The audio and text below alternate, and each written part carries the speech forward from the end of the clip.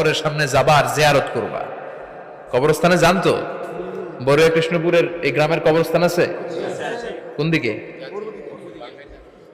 পূর্ব দিকে আছে, গোখরার জলের ওদিকে। যান আপনারা, একটু যাবেন, একটু গেলে আখিরাতের কথাটা স্মরণ হবে। ওখানে ছোট শিশুরা শুয়ে আছে, কিশোর যুবকরা আছে, আপনার মতো তাগড়া যুবক মুরব্বীরা আছে। এরা এই এলাকায় থাকতো, এরা আকাশ থেকে নেমে আসে না, এই এলাকার সন্তান আজ নাই। একটা সার্টেন পিরিয়ড শেষে আপনিও থাকবেন না। This is the nature of life, this is the circle of life.